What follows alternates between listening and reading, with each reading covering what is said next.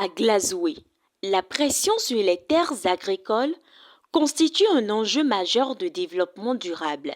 Dans cette zone à forte vocation agricole, la dégradation progressive des sols et la réduction du couvert végétal fragilisent les systèmes de production. Selon des travaux scientifiques menés par des chercheurs de l'Université d'Abomey-Calavi et de l'Institut national des recherches agricoles du Bénin, environ 44% des terres communales présentent un niveau élevé de dégradation compromettant la productivité agricole et la résilience des communautés rurales. Dans le cadre de la cible 15.3 des ODD, Objectifs de développement durable, le Bénin s'est engagé à atteindre la neutralité en matière de dégradation des terres.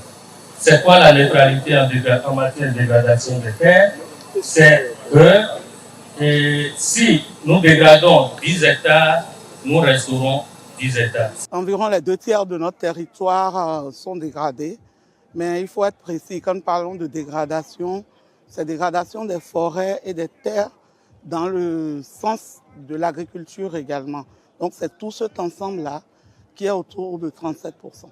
Dans ce contexte, la célébration de la Journée mondiale de la lutte contre la désertification et la sécheresse prend une dimension particulière. Sur le terrain, des initiatives concrètes traduisent cette ambition. Un état de reboisement scolaire est mis en place afin d'impliquer les jeunes générations dans la protection de l'environnement. Un second site de 2 hectares accueille 3500 plants dans le cadre d'une approche agro-pastorale intégrée combinant restauration du couvert végétal et organisation de couloirs de pâturage.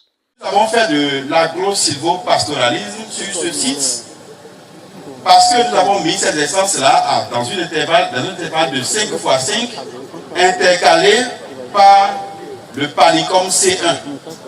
Nous allons faire une petite démonstration tout à l'heure parce qu'à terme, ce que nous envisageons sur ce site, c'est que les bêtes qui seront amenées dans le marché à bétail de Cambodge, en attendant d'être vendues, pourront passer sur ce site pour aller au pâturage. Je lance, au nom donc du ministre du Cadre de Vie et des Transports et du Développement durable, un appel solennel à toutes les communautés, éleveurs, agriculteurs, forestiers, afin qu'elles unissent leurs efforts pour défendre donc nos terres et protéger donc notre patrimoine naturel que constituent donc nos forêts.